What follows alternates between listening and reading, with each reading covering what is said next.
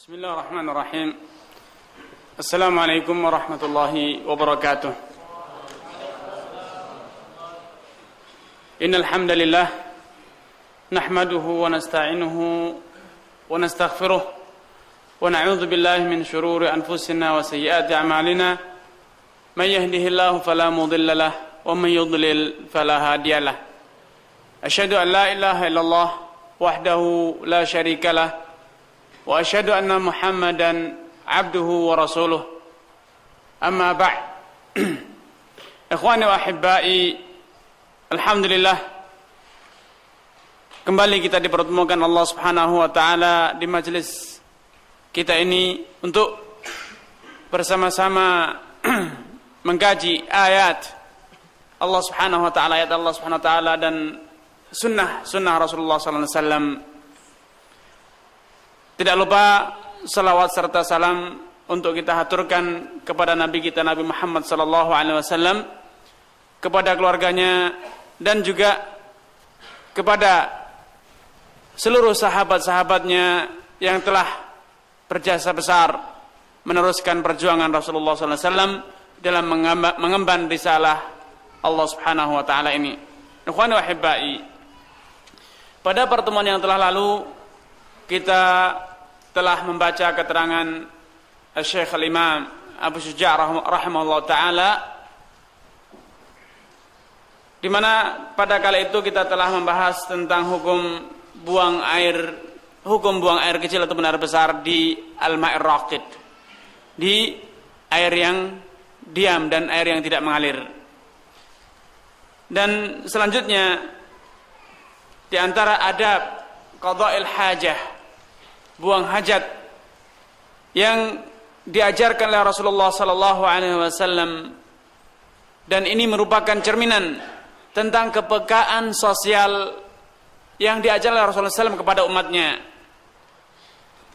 Sebagaimana yang dinyatakan oleh Syekh di sini, wa tahta syajaratil muthmirah, kita dilarang untuk buang hajat, baik buang hajat besar ataupun hajat kecil di bawah pohon yang berbuah, di bawah pohon yang berbuah. Di sini Syekh mengatakan tahta syajarah al-muthmirah, di bawah pohon yang berbuah. Dengan demikian, pohon yang tidak berbuah atau di tempat selain pohon yang berbuah, dikarenakan misalnya pohon yang berduri yang tidak menghasilkan buah, atau karena berbuah namun buahnya tidak dikonsumsi oleh manusia, tidak bisa dimakan oleh manusia, maka hukum buang hajat di bawahnya tidaklah terlarang, tidaklah tercela.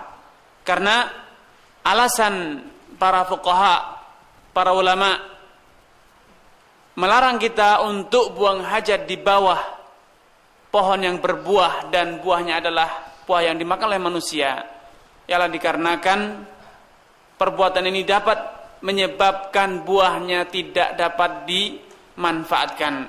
Terlebih-lebih bila buahnya jatuh, tentu buahnya akan sia-sia, terkotori, terkena najis, dan bila telah terkena najis maka biasanya manusia tidak akan sudi untuk memakannya. Tentu ini adalah idha'atul mal.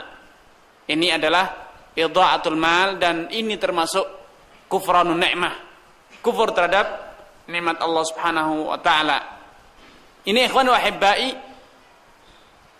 penjelasan para fuqaha tentang karahah, dimakruhkannya kita, dilarangnya kita untuk buang hajat di bawah pohon yang berbuah. Ini merupakan bukti nyata bahwa dinul Islam, agama yang kita cintai ini, termasuk para fuqaha, para ulama kita salafun saleh, begitu peka terhadap sosial, sehingga hal-hal seperti ini dibahas. Kelihatannya sepele, namun ini cerminan kepada kepedulian mereka, para fuqaha, terhadap kondisi sekitar, terhadap hal-hal yang dapat mengganggu kenyamanan bermasyarakat, dapat mengganggu ketenangan hidup masyarakat.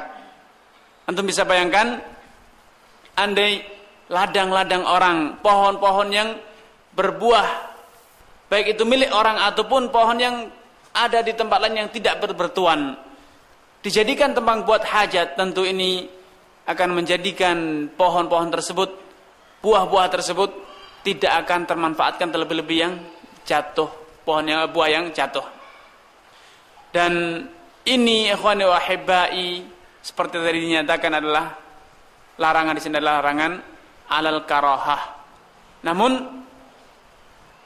bila perbuatan ini, buang hajat di bawah pepohonan yang berbuah, menyebabkan masyarakat, pemilik pohon menjadi enggan untuk memanfaatkan buahnya, menjadi jijik atau menjadi sungkan untuk memetik buahnya dikarenakan tempatnya yang kotor, najis, sehingga malas untuk ke sana.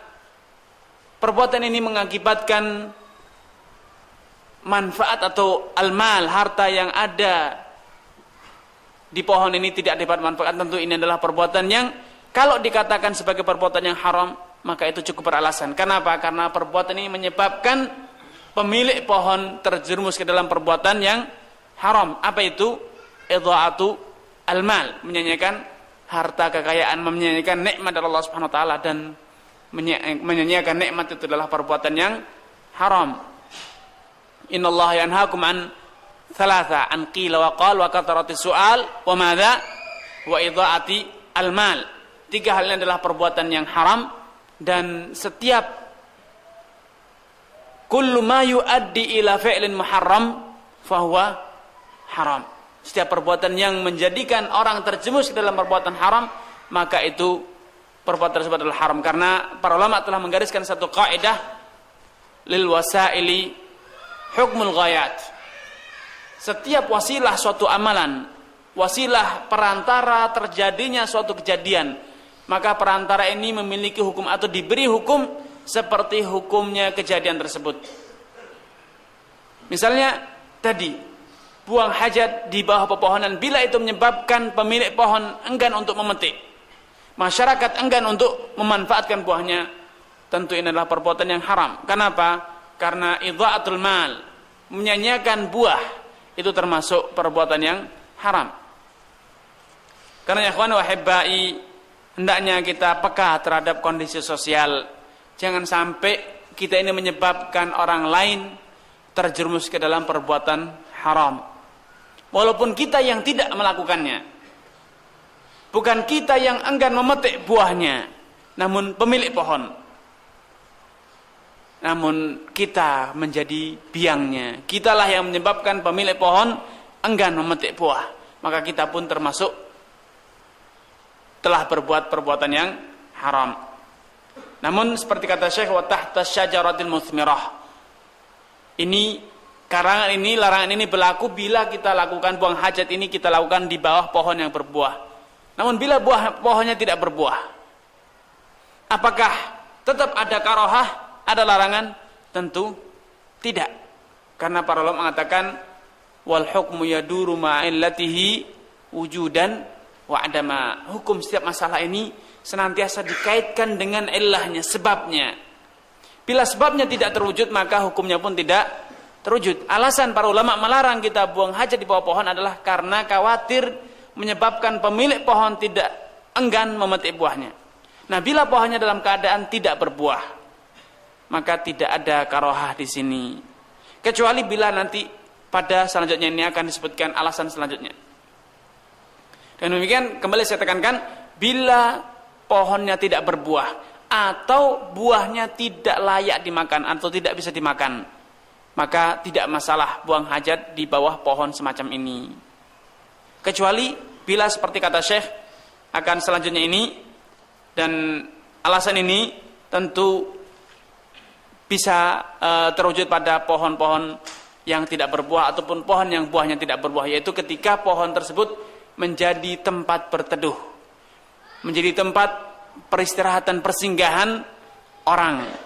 Bila ini keadaannya demikian, tentu larangannya bukan karena pohonnya, bukan karena buahnya, namun karena tempat ini adalah sebagai tempat persinggahan, tempat berteduh, tempat berkumpul masyarakat atau orang lain, dan ini tentu mengganggu mereka. Selanjutnya di antara adab qada'ul hajah ialah wa fit tariq. Ada larangan kita buang hajat di mana? Fit tariq, di jalan. Dan bahkan ini menurut Al-Imam Adz-Dzahabi rahimahullah taala termasuk kabiratun minal kabair. Al-Imam Adz-Dzahabi dalam kitabnya Al-Kabair menjadikan perbuatan ini, buang hajat di tengah jalan atau buang hajat di jalan yang biasa dilalui oleh masyarakat, ini termasuk kabiratun minal kabair.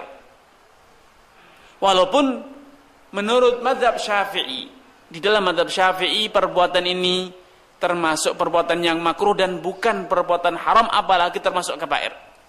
Namun Adz-Dzahabi, beliau adalah salah seorang ulama Syafi'i, beliau menegaskan, menyelisihi mazhabnya.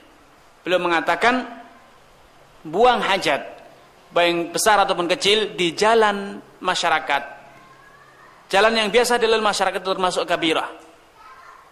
Kesimpulan Dzahabi ini juga didukung sebelumnya oleh An-Nawawi rahimahullah taala, di mana An-Nawawi mengatakan buang hajat di jalan masyarakat, di jalan yang biasa dilalui masyarakat, itu termasuk perbuatan haram dan bukan makruh. Kenapa? Karena dengan tegas Rasulullah SAW mengatakan ittaqul la'inain, hindarilah oleh kalian, waspadalah kalian dua perbuatan yang menyebabkan kalian akan terkutuk, akan dilaknati oleh masyarakat. Yaitu seperti kata Rasulullah, alladzi yatakhalla fi tariqin nas au fi dhillihim, rawahu Bukhari Muslim. Yaitu orang yang buang hajat fi tariqin nas, di jalan masyarakat, jalan yang biasa dilintasi oleh masyarakat, atau di tempat mereka berteduh. Pada hadis ini Rasulullah SAW menegaskan al-la'inain, dua perbuatan yang menyebabkan orang dilaknat, dikutuk, didoakan agar diusir dari kerahmatan Allah Subhanahu wa taala. Berdasarkan hadis ini, Al-Imam An-Nawawi dan juga Al-Imam Adz-Dzahabi menyelisihi mazhab mereka berdua. Walaupun dalam mazhab Syafi'i dinyatakan itu adalah makruh, namun menurut mereka berdua ini adalah perbuatan yang haram, dan bahkan Adz-Dzahabi mengatakan sebagai kabirah minal kabair, dosa besar. Termasuk dosa besar. Kenapa? Karena adanya laknah, adanya kutukan, ini indikasi kuat bahwa perbuatan ini adalah perbuatan dosa besar. Karenanya menurut Ibnul Qayyim, begitu juga Adz-Dzahabi dan yang lainnya, indikasi suatu perbuatan dinyatakan sebagai perbuatan dosa besar ialah bila perbuatan tersebut diancam dengan hukuman di dunia, yaitu hukuman had, hukuman dera di dunia, atau hukuman di akhirat, atau pelakunya mendapatkan laknat. Inilah indikasi-indikasi yang paling kuat untuk membedakan antara dosa besar dari dosa kecil. Dan perbuatan ini, yaitu buang hajat di jalan masyarakat, jalan yang biasa dilintasi oleh masyarakat, dinyatakan sebagai perbuatan yang menyebabkan pelakunya diapakan? Dilaknat. Ittaqul la'inain. Ini oleh karena itu Adz-Dzahabi mengatakan ini termasuk kabirah, menganggap memasukkannya dalam kitab Al-Kabair. Ikhwani wa ahibbai, di sini Syekh mengatakan wa fit tariq, yaitu buang hajat di jalan. Buang hajat di jalan. Yang dimaksud dengan jalan ialah jalan yang biasa dilalui, namun jalan yang telah ditinggalkan oleh masyarakat, tidak pernah digunakan